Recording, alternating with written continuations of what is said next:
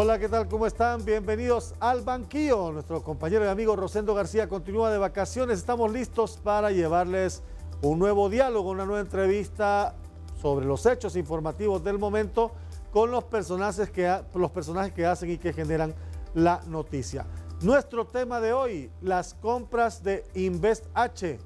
A propósito de la comparecencia que ha tenido hoy ante una comisión de emergencia del Congreso Nacional, el abogado Marco Bográn, director ejecutivo de Inversiones Estratégicas Honduras, en donde rindió un informe, bueno, ese era el objetivo, rendir un informe sobre los gastos en esta emergencia sanitaria realizados por Invest.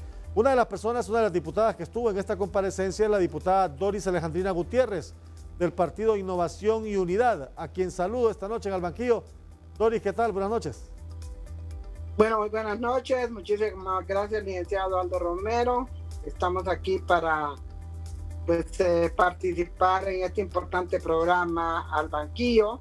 Un saludo también para el licenciado Rosendo García y su esposa Sagrario, que me alegra que ya esté en buenas condiciones de salud. Y pues estamos a sus órdenes para contestar las interrogantes y nuestras opiniones en relación al tema que nos ocupa este día. Bueno, debo serle honesto.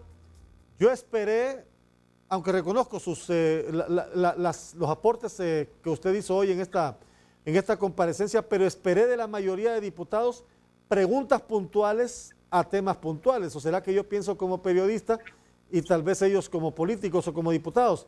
Pero salvo usted y el doctor Villafranca, no escuché mayor contundencia en las interrogantes que se realizaron hoy. ¿Cómo evalúa usted la comparecencia del abogado Bográn? Bueno, primero debo decirle, licenciado, que zapatero a tu zapato, ¿verdad?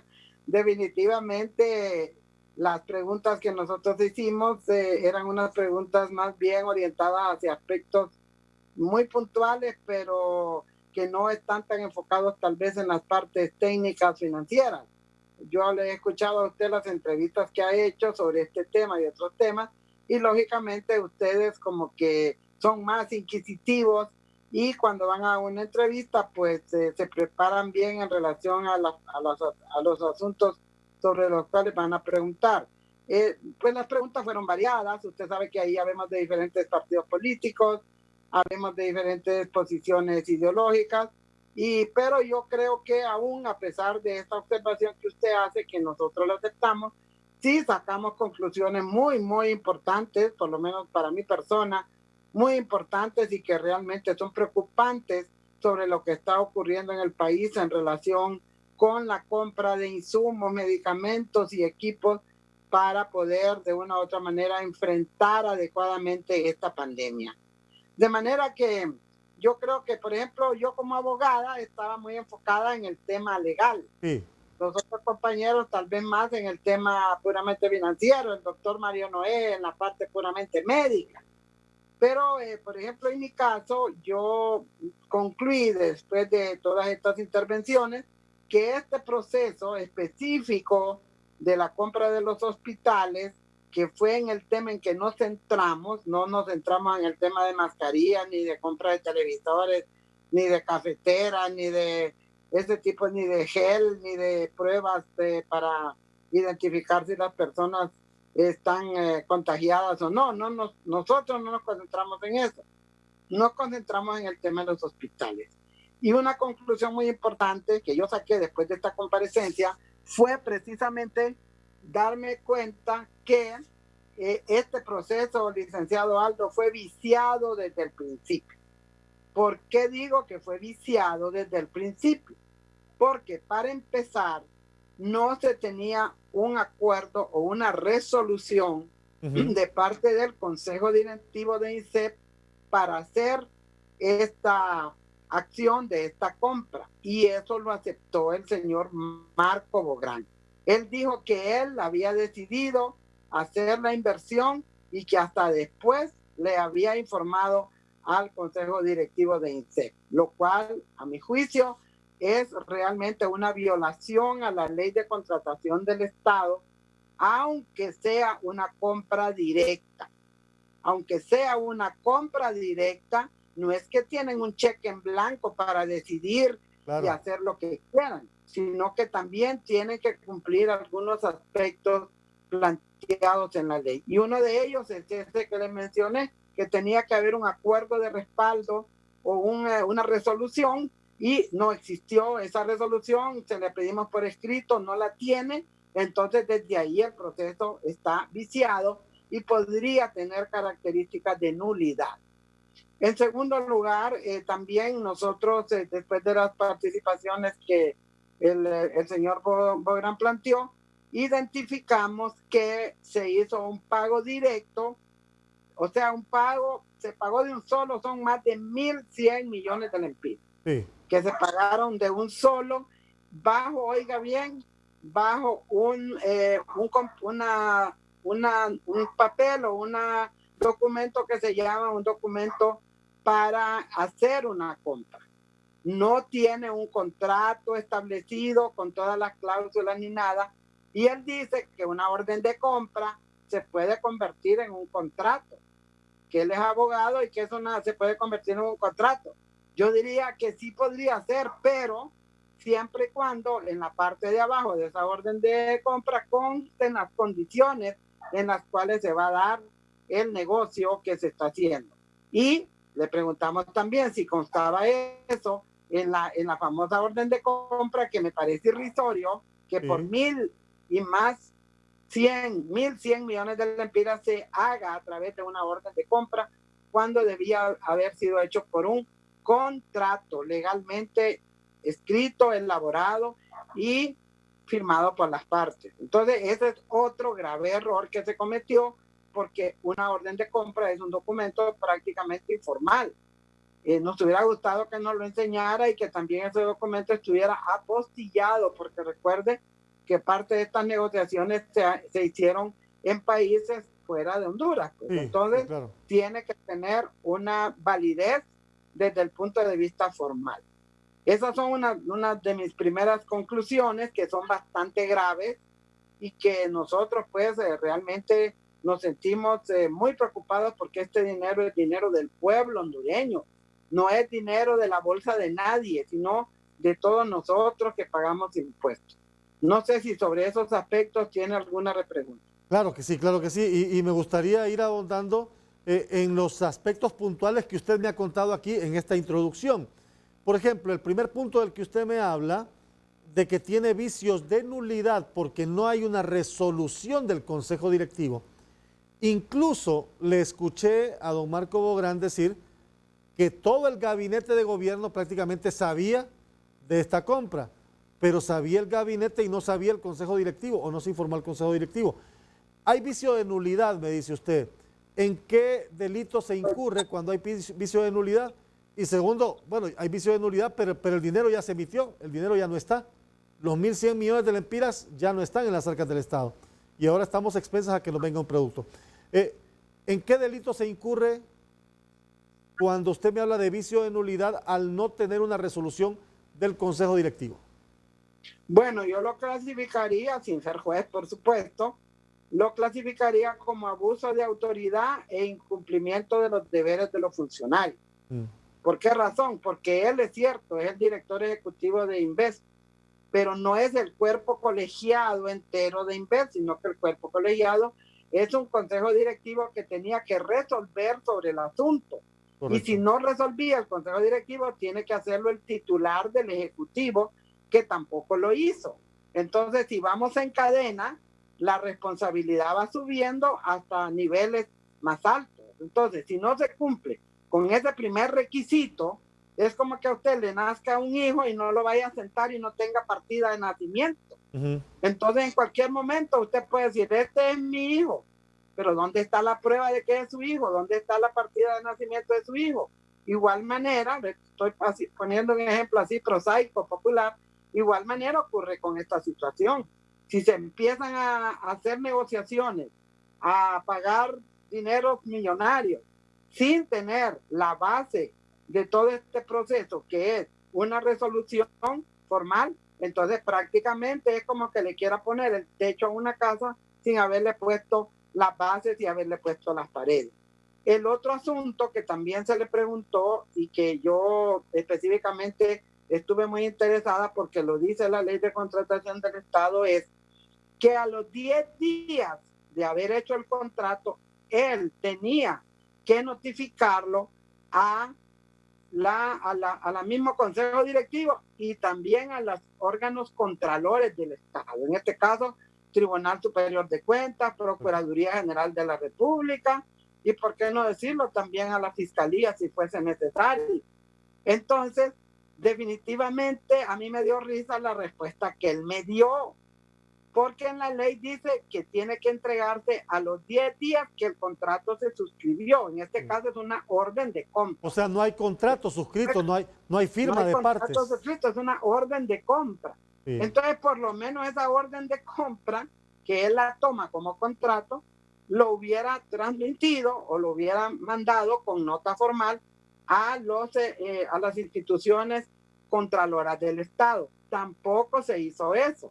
Pero a mí lo que me dio risa de la respuesta de él es que dice que él interpreta que es en la ley de contratos de contratación del Estado, esos 10 días son después de que ocurra el fenómeno o que ocurra en este caso la pandemia. Entonces, ¿cuándo va a terminar la pandemia? La pandemia no sabemos cuándo va a terminar. Sí. Si puede ser este año, si va a ser el otro año, ojalá que sea ligero. Entonces él dice que son 10 días después hasta que termine la pandemia. Entonces, ¿para qué están las instituciones contraloras ya cuando se murieron un montón de personas, ya cuando se cumplieron los plazos y todo eso?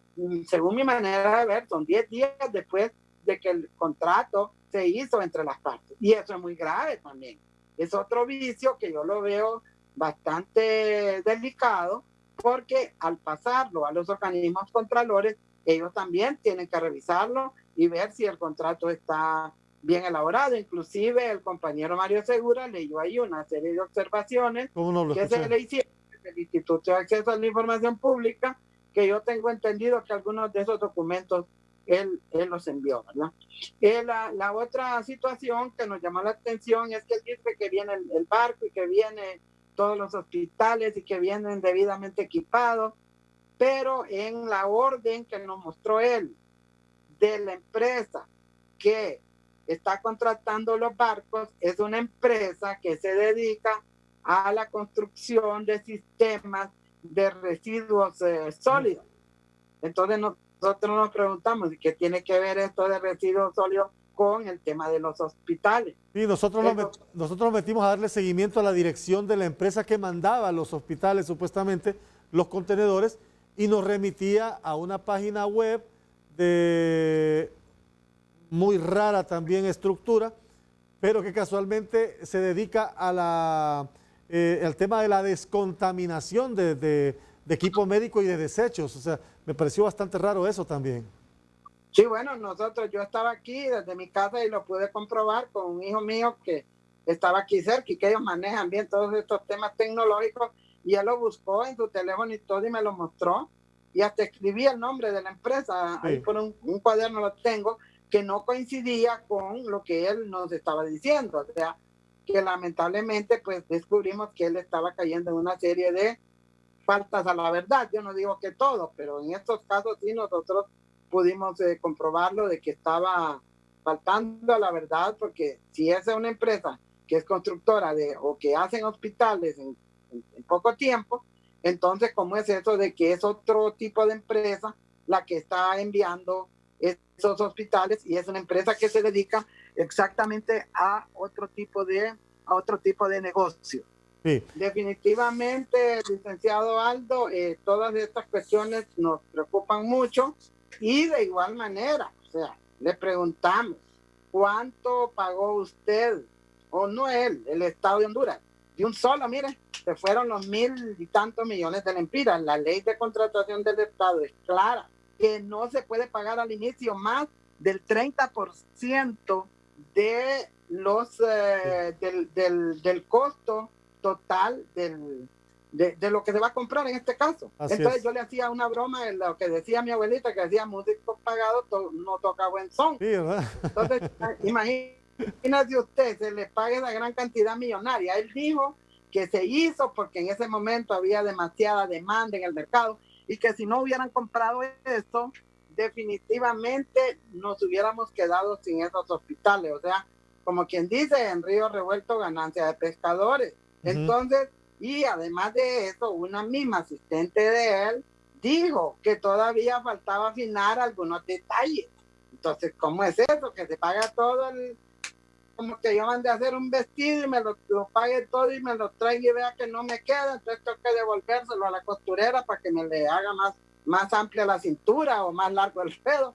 Entonces nosotros vimos ahí muchas incongruencias en ese sentido. El equipo que él llevó, sin demeritarlo, porque creo que son profesionales, pero lo que menos tenía en ese equipo es gente que entienda de la situación de salud, porque precisamente le decía que le decía que el doctor Mario Noé Villafranca le hizo preguntas muy, digamos, muy concretas en relación a lo de los oxígenos, en relación a otra serie de cosas que son de manejo estrictamente médico. Sí. Y nadie pudo contestarle esa pregunta, lógico, porque nadie maneja ese tema, que es un tema complejo. O sea, la conclusión es que, como dicen zapateros, tus zapatos, ahí se metieron a hacer negocios personas que algunos aspectos de ese asunto lo desconocían, entonces tenían que haber llevado gente entendida en la materia que conoce eso para evitar que esos hospitales, si es que vienen, vayan a venir ahí como los respiradores. Bueno, ya le voy a... un tubo, que le falte esto, que le falte el otro, no puede ser. Y ya le voy a contar algunos detalles de cómo viene... Así el dinero. Sí, y ya le voy a contar algunos detalles de cómo viene el traslado de ese equipo en los contenedores. Solamente déjeme hacer una pausa, pero ya regresamos para dialogar con la diputada Dori Gutiérrez aquí en Al Banquillo.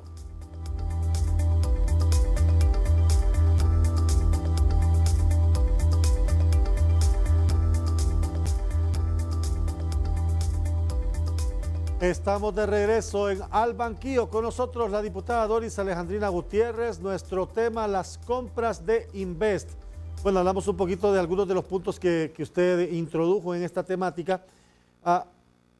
¿Así, sí o no? ¿Tuvieron a mano? Porque en la transmisión, yo seguí la transmisión completa, de principio a fin, pero no se observó. ¿Les enviaron a ustedes la orden de compra o copia de la orden de compra? Bueno, es lo que dijo, es que se la había entregado al secretario del Congreso Nacional.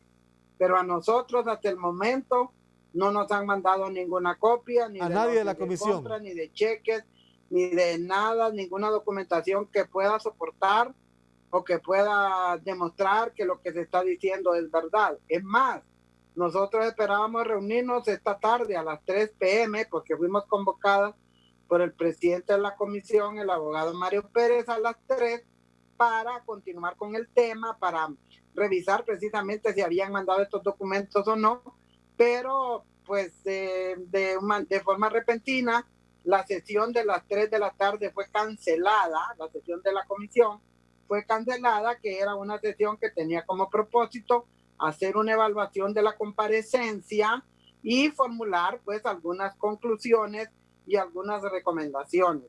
En mi caso particular, en la última intervención, pues yo le planteé con claridad al señor Bográn que según mi punto de vista, él había violentado algunos aspectos importantes de la ley de contratación del Estado y que nosotros como diputados, dentro de nuestras funciones, en el artículo 205 constitucional, se plantea que los diputados podemos también señalar si la conducta administrativa de un funcionario es aprobada o no es aprobada. Lógicamente, él no es un funcionario nombrado por el Congreso Nacional. El Congreso Nacional solo nombra a los magistrados de la Corte, los del Consejo Nacional Electoral, Tribunal de Cuentas y otros. Pero en otras ocasiones anteriores, porque hace mucho tiempo que no se interpela gente en el Congreso, llegaban ministros y llegaban directores generales y llegaban, bueno, cualquier cantidad de funcionarios. Entonces, el hecho de que no lo hayamos nombrado no nos quita la potestad de poder aprobar o improbar su conducta administrativa. Y por todas las situaciones que le he señalado, que desde el principio este procedimiento tiene vicio de nulidad, que no se inclusive a estas alturas no se ha comunicado a los organismos contralores y otra serie de situaciones de las que hemos hablado en este programa. Para mí, Dori Gutiérrez, diputada del Congreso Nacional, yo improbaría la conducta administrativa de este funcionario, precisamente porque encontramos algunas incongruencias dentro de sus respuestas. Luego, en otros casos, no respondió a las preguntas, se fue por la tangente, se metió al tema de las mascarillas y de otras cosas. Y además de eso, pues alguna información que nos dio contradecía algunas otras declaraciones que nosotros le habíamos escuchado. Okay. Y bueno, también pues una actitud un poco soberbia de parte de él, ¿verdad? Que al final aceptó que, bueno, que él no renuncia y que él, si le tocara volver a hacer lo mismo, lo volvería a hacer y que más bien se arrepiente no haberlo hecho antes. Entonces, bueno, pero nosotros ahí, pues ya, por lo menos mi punto de vista está claro, de que él ha violentado la ley y por lo tanto no se le puede aprobar su conducta administrativa. Lógicamente, el Congreso no lo puede suspender de sus funciones, ni tampoco lo puede cancelar de su cargo, porque no, si haríamos eso nosotros también estaríamos incumpliendo los deberes de los funcionarios, pero si es un aldabonazo para que en el Poder Ejecutivo, que es donde se generan estos nombramientos, realmente pues tengan un poco de más cuidado, porque son los dineros del pueblo los que se están dilapidando y son los dineros del pueblo de los cuales no tenemos rendiciones de cuentas transparentes y contundentes. Pero usted sabe, bueno, que la percepción ciudadana, al no tener una reunión para elaborar la conclusión, es decir, no hay un informe final del Congreso en relación a esta comparecencia, no lo hay, ¿verdad? No lo hay porque supuestamente era para hoy a las 3 de la tarde. Y en esa reunión, pues, cada uno de los miembros, que somos 11, plantearíamos nuestras propias conclusiones y recomendaciones. Las razones por las cuales fue suspendida esa reunión, nosotros no las conocemos. O sea, no sé si sabemos que surgió algún imprevisto o no sé si es que surgió otra reunión. Simplemente se nos dijo que se cancelaba la reunión hasta segunda orden. Hay veces que se cancela y se dice se cancela, pero se pasa a las 4 de la tarde o a las 5 o a la hora que sea. Pero hoy prácticamente quedamos en el limbo. O sea, conclusiones no fueron elaboradas, ni tampoco fueron elaboradas recomendaciones ni nada, ¿verdad? Quiero dejar bien claro esto, porque para que la gente no crea que es que al final los diputados no quisieron hacer un informe y darle la cara al pueblo y decir esto fue lo que pasó y estas son nuestras recomendaciones. Y bueno, qué lástima que el Congreso Nacional canceló la reunión que se tenía prevista para las 3 de la tarde para elaborar las conclusiones de esta comparecencia. Así es, ¿verdad? Así es, Así y es. se lo puedo ratificar. Perfecto. Bueno, no sabemos si tal vez en horas más tarde de la noche nos pueden convocar. Tampoco nos han convocado formalmente para la sesión de mañana, por lo menos hasta esta hora, porque mañana había sesión de pleno. Sí. Y una de las propuestas que yo hice fue que el señor Bográn con su equipo fuera al pleno del Congreso y que el pleno del Congreso tuviera la potestad de preguntar, de analizar y también como pleno tomar decisiones y a sacar conclusiones o hacer sugerencias o recomendaciones. ¿Cómo ve? Que era una sesión que tenía como propósito hacer una evaluación de la comparecencia y formular pues algunas conclusiones y algunas recomendaciones. En mi caso particular, en la última intervención, pues yo le planteé con claridad al señor Bográn que según mi punto de vista, él había violentado algunos aspectos importantes de la ley de contratación del Estado y que nosotros como diputados, dentro de nuestras funciones, en el artículo 205 constitucional, se plantea que los diputados podemos también señalar si la conducta administrativa de un funcionario es aprobada o no es aprobada. Lógicamente, él no es un funcionario nombrado por el Congreso Nacional. El Congreso Nacional solo nombra a los magistrados de la Corte, los del Consejo Nacional Electoral, Tribunal de Cuentas y otros. Pero en otras ocasiones anteriores, porque hace mucho tiempo que no se interpela gente en el Congreso, llegaban ministros y llegaban directores generales y llegaban, bueno, cualquier cantidad de funcionarios. Entonces, el hecho de que no lo hayamos nombrado no nos quita la potestad de poder aprobar o improbar su conducta administrativa. Y por todas las situaciones que le he señalado, que desde el principio este procedimiento tiene vicio de nulidad, que no se inclusive a estas alturas no se ha comunicado a los organismos contralores y otra serie de situaciones de las que hemos hablado en este programa. Para mí, Dori Gutiérrez, diputada al Congreso Nacional, yo improbaría la conducta administrativa de este funcionario, precisamente porque encontramos algunas incongruencias dentro de sus respuestas. Luego, en otros casos, no respondió a las preguntas, se fue por la tangente, se metió al tema de las mascarillas y de otras cosas. Y además de eso, pues alguna información que nos dio contradecía algunas otras declaraciones que nosotros le habíamos escuchado. Okay. Y bueno, también pues una actitud un poco soberbia de parte de él, ¿verdad? Que al final aceptó que, bueno, que él no renuncia y que él, si le tocara volver a hacer lo mismo, lo volvería a hacer y que más bien se arrepiente no haberlo hecho antes. Entonces, bueno, pero nosotros ahí, pues ya, por lo menos mi punto de vista está claro, de que él ha violentado la ley y por lo tanto no se le puede aprobar su conducta administrativa. Lógicamente, el Congreso no lo puede suspender de sus funciones, ni tampoco lo puede cancelar de su cargo, porque no, si haríamos eso nosotros también estaríamos incumpliendo los deberes de los funcionarios, pero sí es un aldabonazo para que en el Poder Ejecutivo, que es donde se generan estos nombramientos, realmente pues tengan un poco de más cuidado, porque son los dineros del pueblo los que se están dilapidando y son los dineros del pueblo de los cuales no tenemos rendiciones de cuentas transparentes y contundentes. Pero usted sabe, bueno, que la percepción ciudadana, al no tener una reunión para elaborar la conclusión, es decir, no hay un informe final del Congreso en relación a esta comparecencia, no lo hay, ¿verdad? No lo hay porque supuestamente era para hoy a las 3 de la tarde. Y en esa reunión, pues, cada uno de los miembros, que somos 11, plantearíamos nuestras propias conclusiones y recomendaciones. Las razones por las cuales fue suspendida esa reunión, nosotros no las conocemos. O sea, no sé si sabemos que surgió algún imprevisto o no sé si es que surgió otra reunión. Simplemente se nos dijo que se cancelaba la reunión hasta segunda orden.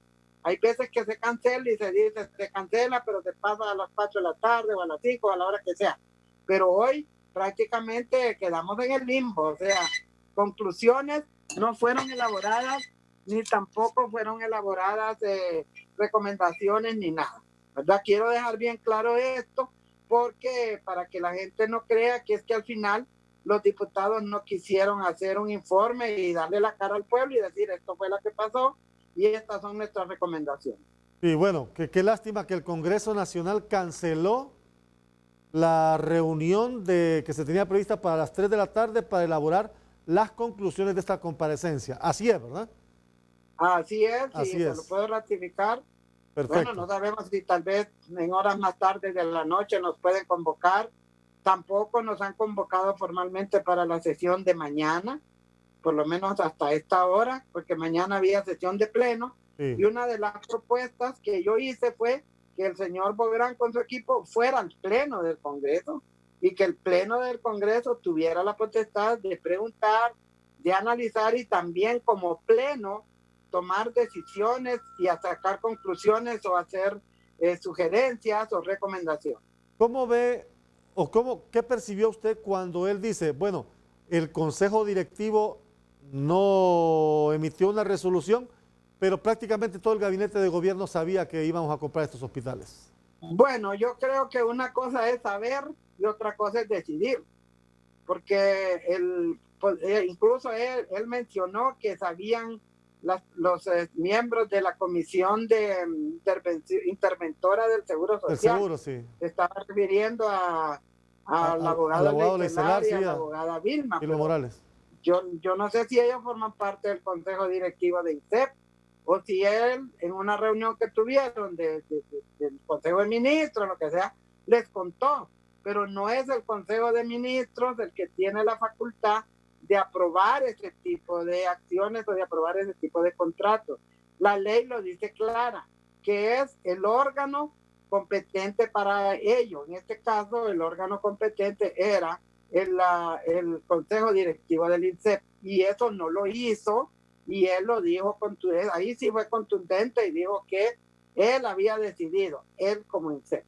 Como Invest. Sí, como Invest, perdón. Invest. Como Invest. Dos o tres preguntas así de sí o no. ¿No han tenido a mano orden de compra, sí o no? No. ¿Han tenido a mano o tienen idea si hay copia de cheques, sí o no? Hasta el momento, no. ¿Garantías de respaldo? Ninguna. ¿Perfil de la empresa contratada? Tampoco, nada. ¿Perfil del intermediario que en este momento es el señor Axel López? Para nada, si más bien se cuestionó el hecho de utilizar un intermediario habiéndolo podido hacer directamente. ¿Cómo se entregan 1.100 millones de lempiras así nomás sin recibir nada a cambio? Es que lo que no nos cuesta, hagámoslo fiesta. Y es triste decir esto, pero es la verdad. Yo les aseguro que si hubiera sido el dinero personal de cada uno de esos funcionarios, hubieran expulgado punto por punto quién era la empresa, cómo era, con quién se relacionaba, qué experiencia había tenido en otros países. Pero bueno, como así es, el dinero del pueblo aquí se tira como la garduña. Y precisamente creo que ya es momento de poner un alto. No podemos seguir permitiendo, estimado licenciado, que sigan ocurriendo esas cosas en este país a vista y paciencia de todo el mundo. Si ese es dinero de todos, es dinero suyo, mío, es de los que venden en el mercado, de los que compran en el mercado, de todo. Y son 1.100 lempiras, no estamos hablando de 100 lempiras ni de 200 lempiras. Entonces, definitivamente yo siento que hay una falta de sensibilidad y una falta de conciencia en cuanto a lo que significa manejo de los fondos públicos, porque esos son públicos, no son privados, y desde el momento que yo como funcionaria pública agarro 100, 200 o 300 lempiras públicos y los manejo a mi gusto y a mi manera, estoy cometiendo un acto que se llama hurto, porque no es que estoy utilizando armas ni nada, no es que voy a ponerle una pistola a la gente, pero sí estoy mal usando unos fondos que no son míos, sino que son de un pueblo que los paga con mucho sacrificio. Dijo él, porque no lo escuché, pero puede ser que yo me haya perdido algo de la comparecencia entre tanta cosa que hay que hacer. Dijo él si las compras de estos hospitales obedecían a las exigencias y requerimientos de la Secretaría de Salud, que es la que conoce o debería de conocer la necesidad inmediata. Bueno, yo sí le puedo afirmar que él sí dijo que eso se había comprado a petición de la Secretaría de Salud. Aparentemente la Secretaría de Salud no intervino directo en el proceso, todo el proceso de, bueno, licitación, que nunca vimos tampoco si se hicieron licitaciones o si se fueron de un solo a negociar con esa empresa, que ni sabemos si existe realmente o no. Entonces, para mí es un error haber creado una institución tan poderosa que maneja miles de millones de lempiras en contratos de carreteras, de medicinas, de todo, y que prácticamente no haya un control ni una intervención de la instancia que va a hacer uso de esos recursos o de las personas que saben sobre esos recursos. Como el caso, por ejemplo, que se le preguntó de cómo se iban a manejar la cantidad de oxígeno, todas esas cosas, ellos no tenían una respuesta. Imagínese usted, y si esos hospitales vienen sin la adecuación necesaria, los problemas que eso nos va a traer, como ocurrió con los famosos respiradores, que por cierto, en ese tema no entramos a analizarlo a profundidad. Sí. Bueno, voy a ir a una nueva pausa, pero ya regresamos. Estamos hablando con la diputada Dori Gutiérrez, las compras de Invest, aquí en Al Banquillo.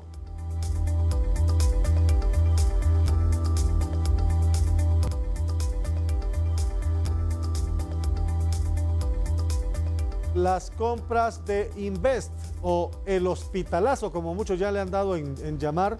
Hoy lo analizamos con la diputada Doris Alejandrina Gutiérrez, luego de la comparecencia de don Marco Bográn, director de Invest, ante una comisión del Congreso Nacional, que ya nos ha contado la diputada Doris Gutiérrez, canceló a última hora la reunión para elaborar el documento de conclusiones de esta comparecencia.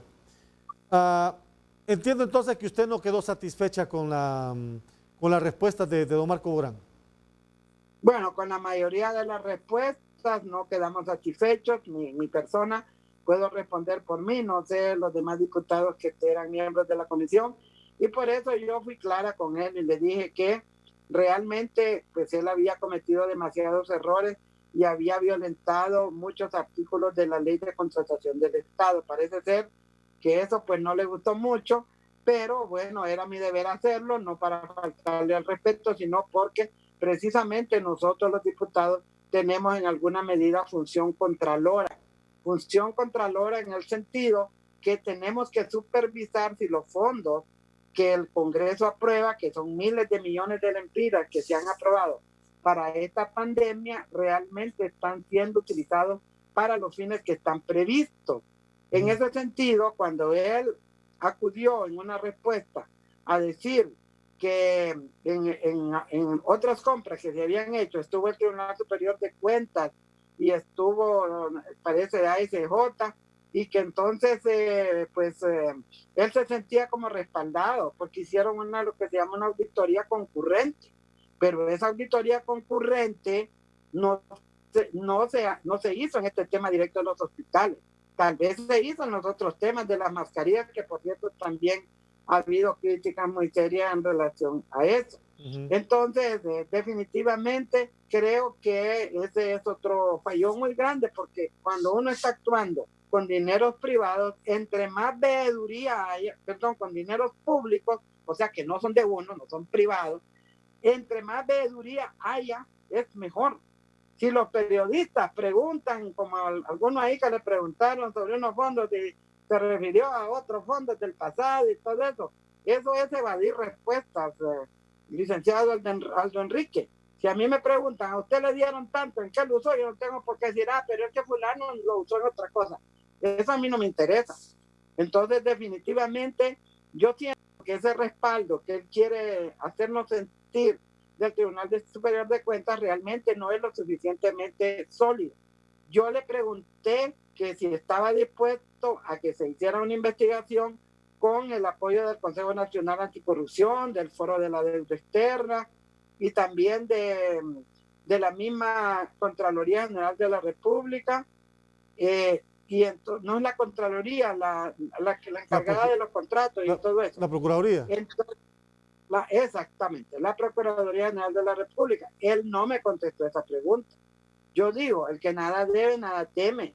Y, por ejemplo, si yo estoy haciendo un buen manejo de los fondos públicos, que me manden la auditoría que sea la mejor empresa auditora, que me manden la gente más creíble, porque si no me creen a mí, sí le pueden creer, pero si son otros, que son políticos y que lo que se andan haciendo, respaldándose unos a otros, ¿qué credibilidad puede tener una auditoría de esa naturaleza? ¿Tiene responsabilidad el Congreso Nacional por aprobar también que se autoricen fondos de emergencia? Bueno, hay un límites para poder aprobar estos fondos de emergencia. De hecho, para este fue muy celosos. Para este no fueron muchos límites, Doris. Préstamos, de aprobar contratos, de aprobar todo este tipo de situaciones, porque no los conocemos esos contratos. Miren lo que ha pasado en el pasado, perdonando la redundancia ahí, lo que ha pasado, por ejemplo, con esos contratos de generación de energía, con esos contratos de carretera, que la supervisión es más cara que el mismo kilómetro cuadrado que hacen. En fin, una serie de situaciones que hemos encontrado nosotros totalmente contradictorias. Por eso, en el caso de los préstamos y de estas asignaciones, nosotros, por lo menos nuestra bancada, si no ha tenido a la vista ese contrato, nosotros o nos abstenemos o votamos en contra. Pero usted sabe que para esta emergencia sanitaria en el Congreso los fondos pasaron así, sin tocar tablitas, rápido. Claro, porque ellos tienen la mayoría de votos, pues. Si usted tiene la mayoría de votos, ahí todo pasa liso. Por eso le vuelvo a preguntar. Si mañana vamos a sesión y están la mayoría de los votos, es posible que digan que la conducta del señor fue la mejor conducta y que es una conducta que la aprueba el Congreso. Cuando dicen el Congreso, la gente cree que todos votamos a favor de las cosas y no es así. Deberían de decir con cuántos votos y de dónde vienen esos votos. Ese es el problema, tener aplanadoras en los congresos nacionales, que ellos, yo creo que muchos de los compañeros que votan a favor se dan cuenta de las cosas, pero bueno, hay una línea partidaria y cuando hay una línea partidaria, lamentablemente a veces se tiene que renunciar a los principios y se tiene que renunciar a la verdad, porque simplemente es una orden de partido, es una línea que hay que seguir y si no, pues ya saben lo que les espera. Bueno, lo que pasa es que cuando una institución comete un error y hay varias instituciones, se llevan de encuentro a todos, a los que estuvieron a favor y a los que estuvieron en contra. Repregunto entonces, esta planadora que votó a favor de la aprobación de recursos en emergencia sin ir a licitación o para recursos de emergencia, ¿es responsable también ese grupo de diputados que votó a favor de autorizar estos fondos de emergencia? Bueno, hay un dicho popular que plantea que chori consentidor pena igual. De repente se aprobaron estos dineros precisamente para dotar a los hospitales, a los empleados del área de la salud de todos sus implementos que necesitan. Se aprobaron para comprar mascarillas de buena calidad, se aprobaron para hacer no sé cuántos miles de pruebas para identificar si la gente está contagiada o no. Eso es bueno que se haya aprobado eso porque se necesita, pero si no se le da un seguimiento, ¿qué nos está diciendo la práctica? Que la gente está siendo atendida bajo una carta y que viene un funcionario y dice que él les va a llevar un toldo mejor como si fueran animales las personas. Entonces definitivamente ahí es donde uno dice, bueno, y tanto dinero que se dio, ¿y dónde está ese dinero? ¿En qué lo han empleado? Hoy o ayer, no sé qué día, hubo una manifestación, tanto aquí como en San Pedro, de todos los compañeros que trabajan en la salud, sobre esa situación. En Copán salieron unos con unas de esas carpetas que venden en el mercado, con flores y todo, porque no tenían su material adecuado. Entonces, eso es lo que a nosotros, y el Congreso sí debería de tener por eso hay una comisión de presupuesto y por eso hay una comisión de finanzas, de la cual nosotros no formamos parte, porque esas comisiones deberían exigir cada 3 meses, tienen que presentar un informe a la Secretaría de Finanzas. Hay que ir a ver si ese informe es cierto o no es cierto, hay que ir a ver si dicen que van a hacer o que hicieron un hospital, hay que ver si lo hicieron y cuánto les costó. Pero lamentablemente el Congreso ha perdido su función contralora desde hace muchos años. No se investiga y si se interpelan funcionarios, solo se les van a aplaudir y se les dicen que son los mejores. Recuerdo que el último que fue a interpelar fue Arturo Corrales cuando fue ministro de Seguridad.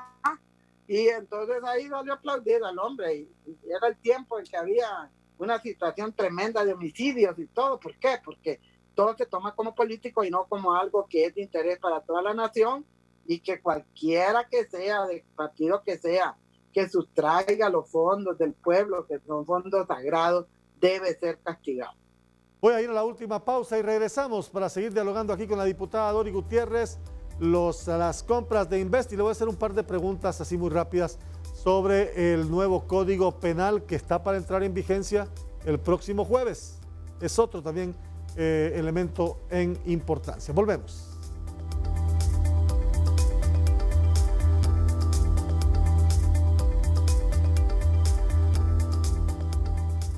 En Supermercados La Colonia sabemos que estar bien es trabajo de todos. Por eso nosotros cuidamos cada detalle para que tu visita sea lo más segura. Instalamos pantallas acrílicas de seguridad, desinfectamos los manubrios de las carretas, aplicamos gel desinfectante, tomamos tu temperatura. En tus manos está siempre usar mascarilla y guantes y mantener la distancia de al menos 2 metros. Recuerda que este compromiso es de todos. Tu salud está en tus manos. La Colonia, acá te queremos. Llegó a Diunsa, el segundo a 10 lempiras. Compra cualquier artículo y llévate el segundo a solamente 10 lempiras. Promoción válida en tus compras en tienda y también en línea en diunsa.hn. Aprovecha ya, porque es por tiempo limitado. Llévate el segundo artículo de igual o menor precio a solamente 10 lempiras. Combínalos como quieras, en todo hogar, moda, deportes, mobiliario, juguetes y muchos más. Diunsa, lo mejor para comprar.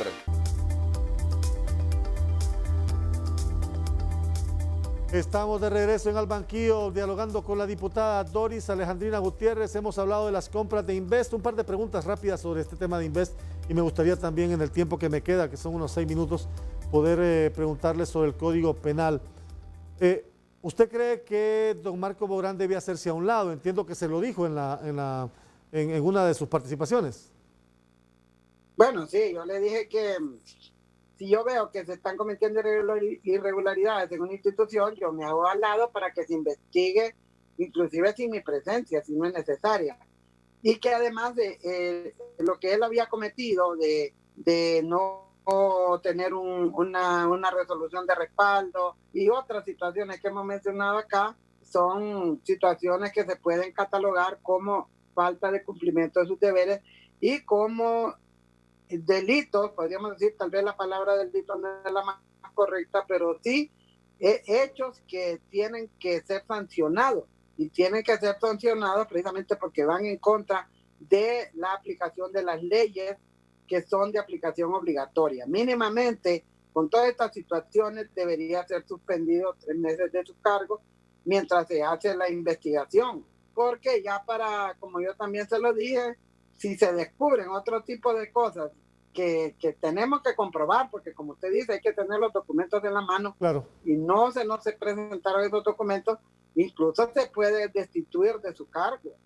Y se le puede destituir, inclusive investigar, y si incurrió en responsabilidad, con dolor en el alma, pero hay que ver si es una responsabilidad civil, penal o administrativa, y que realmente pues se aplique, porque la ley es la ley, y es dura la ley, y no puede tener discriminaciones de ninguna naturaleza, o puede ser aplicada solamente con los amigos, o no ser aplicada con los amigos, sino que solo con los enemigos, o solo ser aplicada a favor de los que tienen recursos y no ser aplicada a favor de los que no tienen cómo defenderse. Rápidamente, ¿llega a tiempo o a distiempo la investigación anunciada por el Ministerio Público?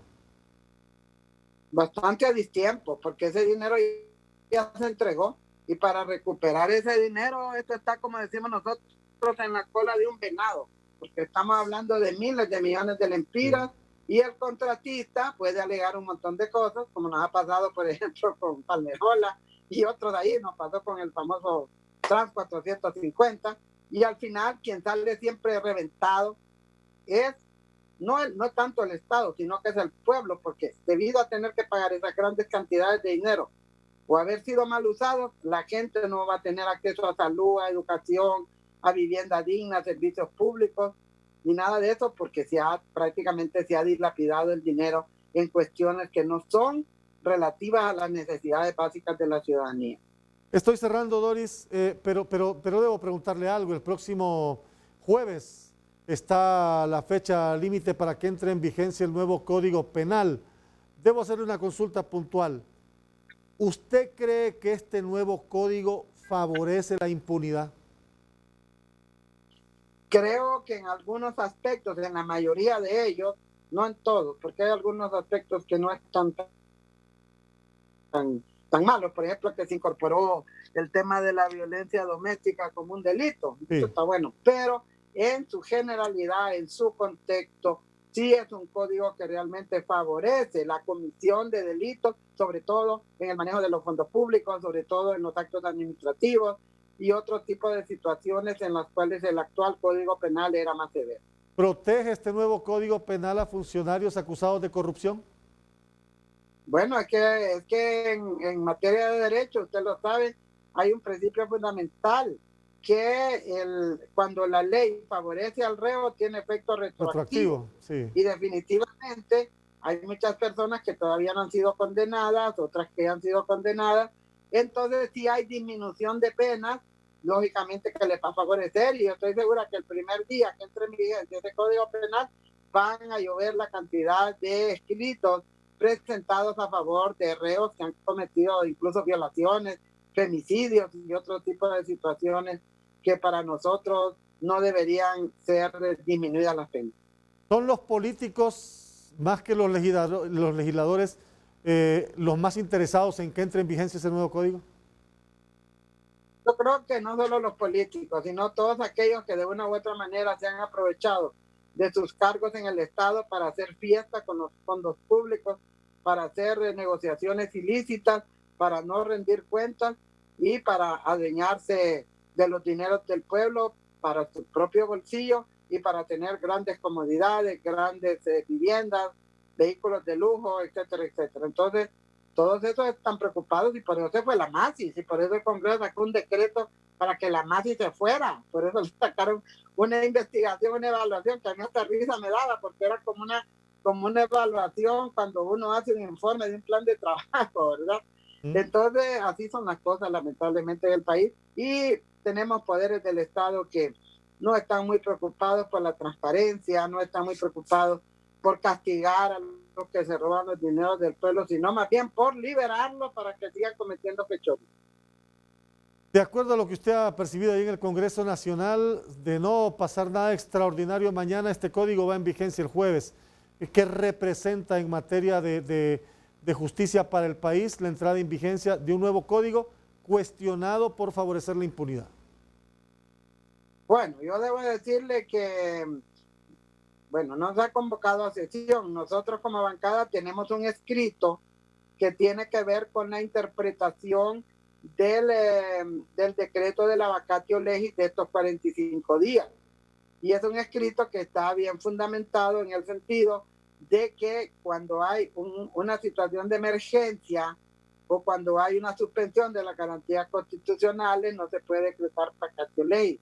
Pero nosotros no encontramos la manera de entregarlo porque como no estamos convocados a sesión y en el Congreso nadie está recibiendo documentos solo por vía electrónica, entonces va a ser bien difícil para nosotros presentar este escrito que como diputados y como ciudadanos tenemos el derecho de petición y que está bien fundamentado y que podría, si se le diera el trámite, podría evitar que entrara en vigencia el Código Penal. Pero así como están las cosas, como le digo, a última hora puede surgir algo imprevisto. En política no hay nada escrito, ni en la misma vida de uno. Mire cómo nos cambió la vida el COVID-19 de un día al otro. Sí, el 14 de marzo estábamos en sesión y el 16 de marzo estábamos confinados. Y ahora tenemos no sé cuántos meses que no podemos salir y entramos con toda esta onda cibernética que para nosotros los que ya estamos grandecitos no es fácil. No, entonces, bueno, vamos a esperar que suceda el día de mañana, pero sí hay preocupaciones también de la sociedad civil, de la comunidad internacional. Sí. Y bueno, si nos convocan a sesión, pues nosotros vamos a presentar este. Pues le agradezco su participación, diputada Doris Gutiérrez, gracias, en esta emisión de Al Banquillo. Hemos hablado ampliamente con la diputada Doris Alejandrina Gutiérrez sobre el tema de las compras de Invest y del nuevo Código Penal. Gracias por su sintonía y nos encontramos en una próxima emisión.